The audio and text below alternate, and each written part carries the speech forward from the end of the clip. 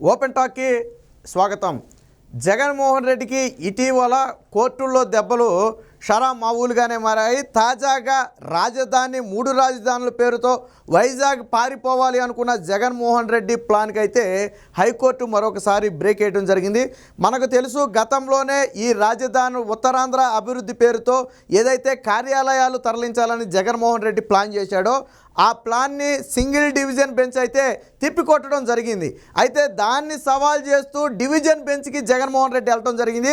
ఈ డివిజన్ బెంచ్లో అంతకంటే పెద్ద ఎదురు దెబ్బ తగిలింది.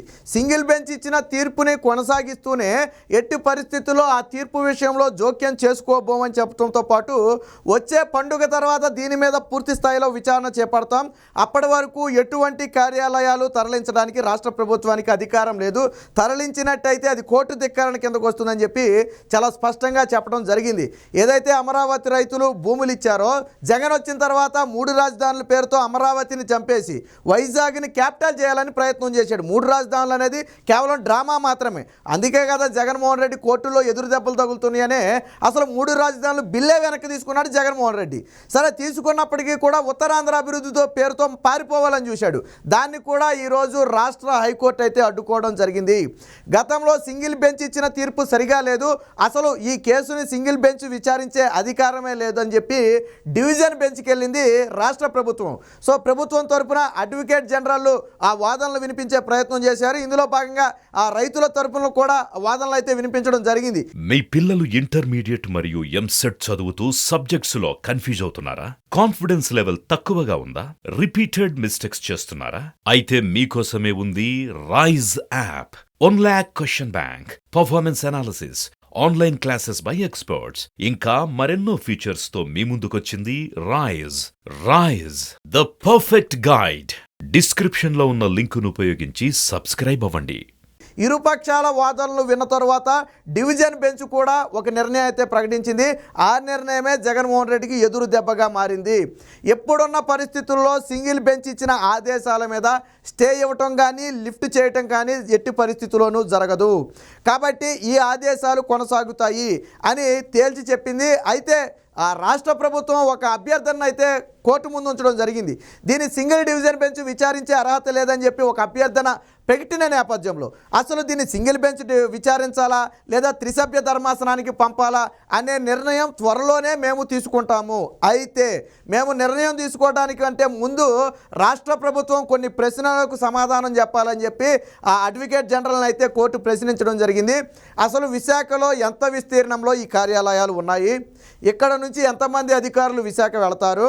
ఉత్తరాంధ్ర అభివృద్ధి అంటే అక్కడ ఎటువంటి కార్యక్రమాలు చేపట్టాలి అనుకుంటున్నారు? అలాగే వారంలో ఎన్ని రోజులు అధికారులు అక్కడ పనిచేస్తారు?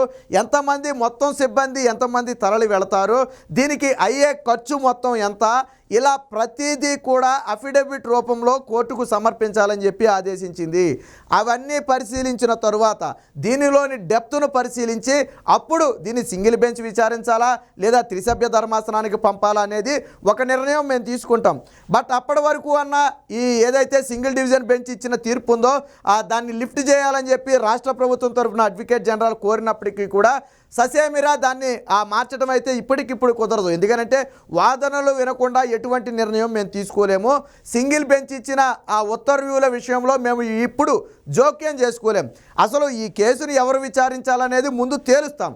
తేల్చిన తరువాత జరగాల్సిన పరిణామాలు ఏంటనేది తరువాత చూద్దామని చెప్పి పండుగ తరువాత దీని మీద వాదనలు వింటాం. ఈలోపు మేము అడిగిన వివరాలన్నీ కూడా అఫిడవిట్లో సమర్పించాలని చెప్పి కోర్టు అయితే ఆదేశించడం జరిగింది. ఇక ఇదే సమయంలో అమరావతి రైతుల తరపున కూడా వాదనలు వినిపిస్తూ కేసును ఎవరు విచారించినా మాకైతే అభ్యంతరం లేదు, మాకు ఈ బెంచే విచారించాలని ఎటువంటి నియమ నిబంధనలు మాకేమీ లేవు. సింగిల్ బెంచ్ విచారించినా, డివిజన్ బెంచ్ విచారించినా లేదా త్రిసభ్య ధర్మాసనం విచారించినా, ఎవరు విచారించినా మాకు ఎటువంటి అభ్యంతరం లేదు. కానీ ఇక్కడ రైతులకు అన్యాయం చేసి 3 రాజధానుల పేరుతో అక్కడ డ్రామాలు ఆడుతున్నారు. ఉత్తరాంధ్ర అభివృద్ధి పేరుతో రాష్ట్ర ప్రభుత్వం పారిపోవాలని చూస్తుందని చెప్పి రైతుల తరపున కూడా వాదనలు అయితే వినిపించడం జరిగింది. సో రైతుల వాదనలతో కూడా దాదాపుగా హైకోర్టు డివిజన్ బెంచ్ ఏకీభవించింది. అందుకనే సింగిల్ బెంచ్ ఇచ్చిన ఉత్తర్వుల విషయంలో ఇప్పటికిప్పుడు మేము జోక్యం చేసుకోలేం, పోనీ దాని మీద స్టే కూడా విధించలేం. ఎందుకంటే ఆల్రెడీ కేసు కేసు మధ్యలో ఉన్న నేపథ్యంలో వాదనలు ఏమీ వినకుండా స్టే ఇవ్వటం అనేది సాధ్యమయ్యే పని కాదు అని చెప్పి తేల్చి చెప్పడం జరిగింది. ఇది జగన్మోహన్ రెడ్డి సర్కారుకి అతిపెద్ద దెబ్బగా చెప్పుకోవచ్చు. అమరావతి విషయంలో జగన్మోహన్ రెడ్డికి గత 4 ఏళ్లుగా అడుగడుగునా ఎదురు దెబ్బలు తగులుతూనే ఉన్నాయి. గతంలో అమరావతిలో ఇన్సైడ్ ట్రేడింగ్ జరిగింది, అవినీతి జరిగిందని చెప్పి హైకోర్టుకి వెళ్తే ఎడాపెడా లెంపకాయలు వేసింది. అది చాలదన్నట్టు సుప్రీంకోర్టుకి వెళ్తే హైకోర్టు తీర్పును సమర్థిస్తూ సుప్రీంకోర్టు నెత్తి మీద మొట్టికాయలు వేసింది. సో అప్పటి నుంచి ఇప్పటి వరకు కూడా అమరావతి విషయంలో జగన్మోహన్ రెడ్డికి అడుగడుగునా భంగపాట్లు ఎదురవుతూనే ఉన్నాయి. ప్రతిసారి అమరావతి విషయంలో అసత్యాలు ప్రచారం చేసే ప్రయత్నం చేసి కోర్టుల ముందు అడ్డంగా దొరికిపోవడం జగన్మోహన్ రెడ్డికి అలవాటైంది. ఇప్పుడు కూడా ఉత్తరాంధ్ర అని అభివృద్ధి అని చెప్తున్నాడు. మరి అదే సమయంలో రాయలసీమ అభివృద్ధి అని ఎందుకు చెప్పట్లేదు? కోస్తాంధ్ర అభివృద్ధి అని ఎందుకు చెప్పట్లేదు? కేవలం విశాఖలో మాత్రమే అభివృద్ధి చేస్తాం, అక్కడ మాత్రమే కార్యాలయాలు పెడతామంటే అది రాజధాని పరిపాలన కోసం జగన్మోహన్ రెడ్డి ఆడుతున్న డ్రామా. ఎక్కడా కూడా ఇప్పటి వరకు ఒక్క ఇటుక పెట్టి రాజధాని కోసం ఒక్క నిర్మాణం కూడా జగన్మోహన్ రెడ్డి చేపట్టలేదు. కేవలం ఋషికొండకు గుండు కొట్టి పర్యావరణ అనుమతులను ఉల్లంఘించి 500 కోట్లతో జగన్మోహన్ రెడ్డి ఒక ప్యాలెస్ కట్టుకున్నాడు తప్ప రాజధాని కోసం ఎక్కడా కూడా ఒక్క రూపాయి కానీ ఒక్క ఇటుక కానీ జగన్మోహన్ రెడ్డి పెట్టలేదు. 3 రాజధానులు అన్నది జగన్మోహన్ రెడ్డి ఆడిన డ్రామా. వైజాగ్ని రాజధానిగా చూపి అక్కడ భూములన్నీ కూడా వైసీపీ నేతల చేతుల్లో పెట్టుకుని లబ్ధి పొందాలనే ప్రయత్నం చేస్తున్నారు. దీనికి గత 4 ఏళ్లుగా కోర్టుల్లో ఎదురు దెబ్బలు తగులుతూనే వస్తూనే ఉన్నాయి. అమరావతిలో అంత దోచేశారు, ఇంత దోచేశారు, బినామీలు ఉన్నారు, అది కమరావతి అని జగన్మోహన్ రెడ్డి నాడు విమర్శలు చేసిన సంగతి మనందరికీ తెలిసిందే. కానీ చంద్రబాబు పేరు మీద కానీ, లోకేష్ పేరు మీద కానీ, లేదా వాళ్ళ కుటుంబం పేరు మీద కానీ ఎక్కడా కూడా సెంటు భూమి అమరావతిలో ఉందని జగన్మోహన్ రెడ్డి నిరూపించలేకపోయాడు. నా 5 ఏళ్ల పాటు ముఖ్యమంత్రిగా ఉండి కూడా అన్ని అధికారాలు, అన్ని వ్యవస్థలు తన చేతిలో ఉండి కూడా, నిన్న మొన్నటి వరకు బీజేపీ అండ ఉండి కూడా జగన్మోహన్ రెడ్డి ఎక్కడా కూడా అవినీతి నిరూపించలేకపోయాడు అంటే అది అమరావతి మీద గత ప్రభుత్వానికి ఉన్న చిత్తశుద్ధి. ఎటువంటి అవకతవకలు లేకుండా ఒక సిఆర్డీఏ చట్టాన్ని ఏర్పాటు చేసింది జగన్మోహన్ రెడ్డి. ఇంకో భంగపాటు ఏంటంటే గతంలో ఈ సిఆర్డీఏ చట్టాన్నే రద్దు చేయాలని చూశాడు. బట్ కోర్టు చివాట్లతో మళ్ళీ తిరిగి యూటర్న్ తీసుకుని మళ్ళీ అదే సిఆర్డీఏ చట్టాన్ని ఈ రోజుకి కొనసాగిస్తున్నాడు. రైతులు కౌలుకు చెల్లించాల్సిన ఏదైతే అమరావతి రైతులకు ఒప్పందం ప్రకారం చెల్లించాల్సిన కౌలు ఉందో ఆ కౌలు రాష్ట్ర ప్రభుత్వం నేటికి కూడా చెల్లించకుండా వారిని కోర్టుల చుట్టూ తిప్పే ప్రయత్నం చేస్తుంది.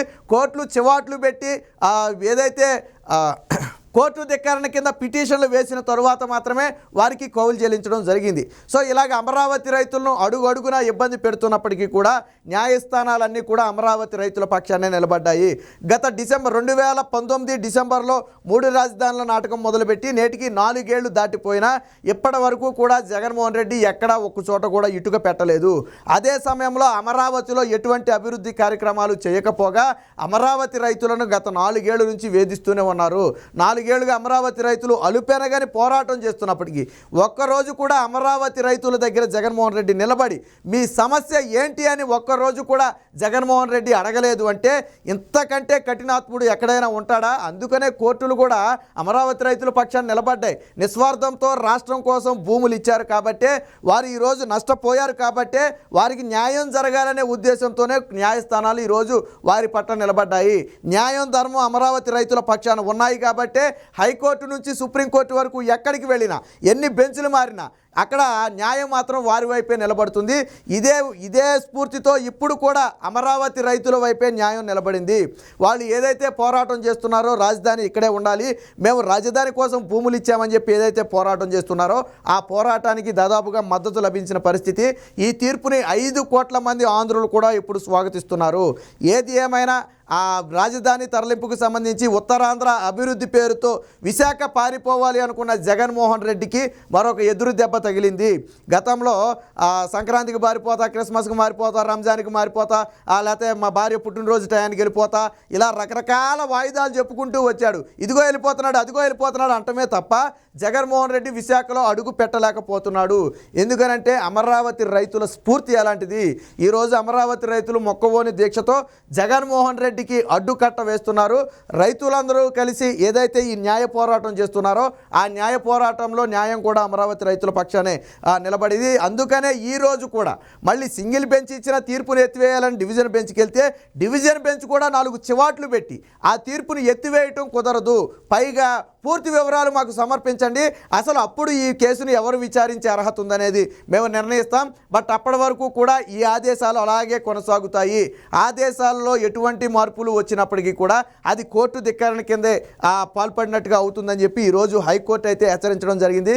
దీంతో జగన్మోహన్ రెడ్డి గొంతులో మరొకసారి పచ్చివేలకాయ పడినట్టు అయింది. దాదాపుగా ఇక ఎన్నికలు అయ్యేలోపు జగన్మోహన్ రెడ్డి వైజాగ్ వెళ్ళటం అనే మాట కళ్ళే. 500 కోట్ల రూపాయలతో ప్యాలెస్ కట్టుకుని వెళ్ళలేకపోతున్నాననే బాధ జగన్మోహన్ రెడ్డిని రోజు రోజు తొలిసివేస్తుంది. కానీ న్యాయస్థానాలు మాత్రం వెళ్ళనివ్వటం లేదు. సో ఆ బాధతోనే జగన్మోహన్ రెడ్డి తన అసహనాన్ని మొత్తాన్ని కూడా ఇప్పుడు ఎమ్మెల్యే క్యాండిడేట్ల మీద వీళ్ళ మీద ప్రదర్శిస్తున్నట్టున్నాడు. ఏది ఏమైనా 3 రాజధానులను చెప్పిన జగన్మోహన్ రెడ్డి రేపు ఎన్నికల్లో ఆ రాజధాని ఎక్కడుందో సమాధానం చెప్పాల్సిన బాధ్యత జగన్మోహన్ రెడ్డి మీద ఉంటుంది. ఈరోజు హైకోర్టు ఇచ్చిన తీర్పును రాష్ట్ర వ్యాప్తంగా ఉన్న ప్రజలందరూ కూడా స్వాగతిస్తున్నారు. అమరావతి రైతుల పక్షాన న్యాయం నిలబడింది కాబట్టి అమరావతి రైతులకు ప్రతిసారి కూడా ఆ న్యాయం జరుగుతుందని చెప్పి వారైతే చెప్పడం జరిగింది. ఏది ఏమైనా డివిజన్ బెంచ్ ఇచ్చిన షాక్ అనేది అమరావతి విషయంలో జగన్మోహన్ రెడ్డికి తగిలిన మరొక అతిపెద్ద షాక్గా చెప్పుకోవచ్చు.